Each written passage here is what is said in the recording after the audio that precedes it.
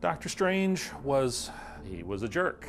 He's not a likable person. Nobody's just that big of an ass just because they're an ass. There's a reason behind it, and we explore that. Of all the films that we've done, this is the biggest transformation of a character emotionally. He needed a car accident, take away the use of his hands in order to really find out what he's made out of. He is one of those guys who in the past, whenever he comes into a series, completely turns it upside down because he's such an odd and mysterious and unique character in the world of Marvel. The master of the mystic art. Doctor Strange is probably my favorite Marvel character.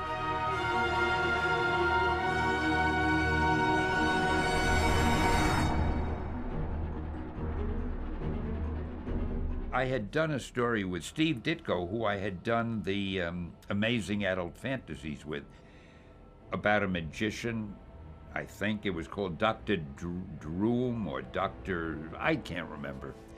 But when I was looking for something to do with Steve, I said, let's do a magician.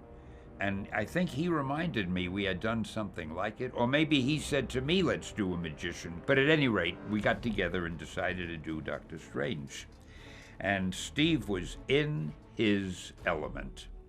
I had to think, when I saw his artwork, I had to think that this guy is from another dimension. I mean, nobody could have drawn the stuff he drew the way he drew it.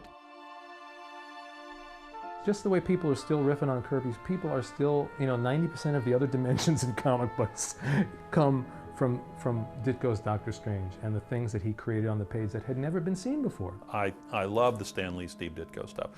First, Stan Lee, always good, always did the characters.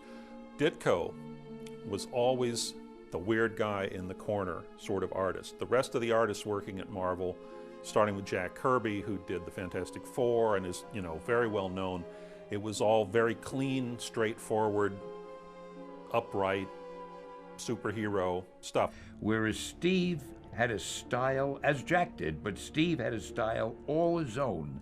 You couldn't mistake it. The visuals that Ditko did for the magical realms are still what everybody goes to when they want to do Doctor Strange. He had very distinctive ways of drawing things, coming out of things and curling through things, and all this stuff that just made you feel like you were in some sort of alternate reality. Now, this is the 60s when they started this. You could look at it now when we have CGI and everything and go, oh, well, but it was very bizarre for its time, and it really set up something that remained very distinct throughout its entire run. To think that Lee and Ditko, that they were working with this idea in the early 60s is amazing to me.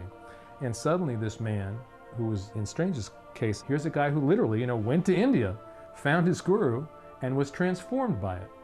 Now, it being comic books, he also has to learn to have spells and shoot bolts at people, but what was wonderful, again, all these stories become metaphors. You get to write about the spiritual reality and in a way that it's concrete to the audience, and yet the metaphysical underpinnings are all still there. And as the character evolved and the next generation of writers came in and started exploring it, and those of us that had been on our own spiritual search in those years began to bring that even more to this beautiful framework that Lee and Ditko had created. As you know, I love language and I love the sound of words. So somehow when I needed a villain, I couldn't call him the evil Dr. Bad or something, but I thought of the name Dormammu. That's got to send shivers up your spine. And then a little adjective in front of it, the dread Dormammu. Oh man, I wouldn't go into a room if I thought there was somebody with that name waiting inside. And more than that, though, Doctor Strange was a magician. Well, when he was going to do his tricks, I couldn't have him just say, hocus pocus, let something happen, or, So I tried to make up incantations that sounded like they meant something, like, if I can remember them, by the hoary hosts of Hoggoth, or let's see, by the shades of the shadowy seraphim, whatever the hell that means, or by the something of the Siddharok. Anything that sounded mysterious to me. I took over Doctor Strange in 1973, still fairly early in my career, but I'd done a couple books by that point. And Doctor Strange was a book which was always kind of on the edge as to whether it would work or not work, because it's an odd concept. It had been on hiatus for a couple of years before that. They had brought it back, given it to another writer, but they weren't happy with what he was doing. So then they said, you know, you give it a shot. These are comics that I wrote. These are the ones that I did with Frank Brunner, the first artist that I had. Frank, as I say, had a very distinctive style, beautiful comic book cover. This is another story from that issue where Strange is falling into the realm of death, as you can see. And you can contrast that with Gene Colan's art. Colan, as I said, was more realistic, but not too realistic. It was sort of, he could draw fantasy realistically. This is Strange sort of succumbing to a number of demons. This is Strange with Dracula. This was a one-shot crossover we did with the Dracula comic where at the end of my story, I killed Dracula, and at the end of the Dracula story, the writer over there killed Strange. Just a little friendly work between the writers. I like Doctor Strange a lot because I've done lots and lots and lots of superheroes, and I like superheroes. I mean, they're the bulwark of comics, and I like comics. But it's interesting to find guys who are not on the beaten track, and Doctor Strange as the only real magician in the I mean, there are other magicians, but he's the top of the peak of a very small peak. He was very interesting to play with, and I could find a lot of things to do with him that I couldn't do with other people. And so every issue was a real adventure doing Doctor Strange. Much like the first 3 films, we were looking to do something different with Doctor Strange, and really to do something overall different with the 4th movie. You know, we try to find a certain rhythm, a certain artistic flair for each show that we do here at Marvel, MLG. And Doctor Strange, really, we utilize quite a few different elements. You know, I mean, Steve Ditko is a huge influence. For that matter, so is Gene Colan, who is another big Doctor Strange artist. Frank Brunner, definitely. You want to do each of their certain styles, but you can't. So you have to come up with something that tries to carry carries the flavor, the essence of it. You know, what they were trying to do. I looked at almost all of them. All of the Doctor Strange books. I read as many as I could. You know, the origin is interesting, all by itself. A guy whose entire life is in his hands as the surgeon, losing him, and then bottoming out. If you look at that origin story, we got 3 panels, 3, maybe 4 panels telling, you know, he's Doctor Strange, loses the use of his hands, and he's in Tibet. I mean, there's a whole movie there, you know, that we had to fill out. We basically added a lot more impact to it because we learned a lot more about why Stephen Strange was the person that he was before he became the Sorcerer Supreme. Finding his destiny in a tiny monastery up in Tibet, you know, that's just great stuff. And once he gets there, that's really where, okay, now what? Now what are you going to do with the story? What's the overall threat that you need to establish that he is actually uniquely qualified to deal with because of what he's gone through? We not only explore that story, we come to sympathize, even empathize a little bit with Stephen Strange, what made him the person he is, and ultimately the person that he becomes within this film. It's a nice, intimate story about one man's journey that will connect with the audience, both old fans and people who have no idea who Doctor Strange is. We've loaded all sorts of little goodies within a lot of the design elements for people to sift over and try to make some kind of meaning out. No, I'm not going to say any more than that, but definitely they will enjoy all the little bits and pieces that we put in there. The challenges to creating something that was based in sorcery and magic is establishing a set of rules so that a character just doesn't start pulling abilities out of thin air when you need him to. I'm sorry, Mordo.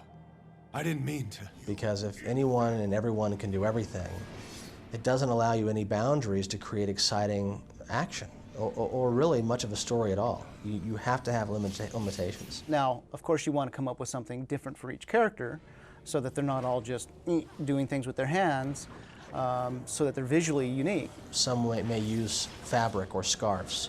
Some may use sand. Some may use air or water or what have you. But there's an element that they have to hold on to, that they're allowed to channel their gifts through. And once you can get to that point, they're really no different than regular superheroes or mutants, you know, in the X-Men world. They can accomplish certain things. They have a specialty. That's what they use.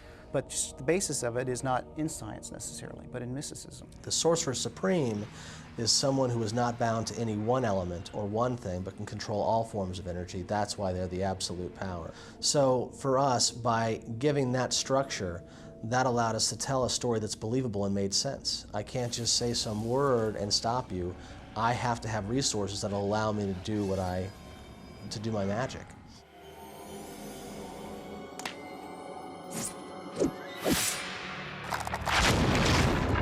Magic is a really wondrous, colorful thing. You know, it's a different world in and of itself. So how we use color in the film, when we first see the monastery, when we first see Dormammu's dread dimension, and we see people using magic, it all has a very colorful effect. And a character like Dormammu, he's amazing because he is a being of absolute magic. You know, he transformed out of his physical form and became pure magic. Really is amazing because it allows you a character that really has unlimited power and a nasty grudge against humanity and the Ancient One. He's one of the pieces of Doctor Strange's story that we knew the fans would be looking to see. And I think his translation and the creatures that he controls, who all have markings that speak to their master, are some of the most spectacular aspects of this film. These things are basically consuming some of these sorcerers. I mean, you know, the life and death stakes here are real for these characters. You don't get to do that in television, of course, in Saturday morning television, but in these movies, yeah, you establish the stakes, people can die. It's a lot more tense when you're watching a scene like that, knowing that not all of them are going to come out of it. You have creatures that are from worlds that Dormammu has consumed in his quest for more power and more magic that are being unleashed on Earth that only these sorcerers can stop. But they're at a crossroads. This war is about to come down between them and this being of absolute magic. And if they don't get it together, there's no saving our world. What I think is important in these kind of movies is it's the character growth. You can get very trapped into the spectacle of an action superhero kind of movie. But you know what? The main character needs to impact the plot. Things happen because of what the main character does, not the plot carrying the main character along. He has to make decisions that changes the course of the story. And I think when you can map out that kind of a structure for a movie, it's a lot more engaging. You're seeing that he's not just being swept along in the tide. His decisions and choices are what's dictating the course of the movie. What happened to the wall? You perceived it, so it was there. But now you have accepted the unacceptable. You know, I've said it probably 100 times. These projects began for the fans who read our books. You know, those are the people who, before films, before animated series, before live action, were always there to champion us. In our darkest times, they still picked up the comics. We look in every way we can to constantly speak to them in these moments. We never want to leave anyone out. We want anyone who sits on the couch with you, who may not know these characters or know these worlds, can sit down and get into it and fall in love with them as fast as you did when you picked up your first comic. So the little nods that go over the heads of those newbies weren't there for them anyways. Well, maybe they'll go back to the book someday, or the fan on the couch will tell them what it is. If not, that's for them and them alone. So whenever we can put those things in there, that's something we love to do. Because again, everyone on the film, Greg, Frank, everybody, we're all fans of this world.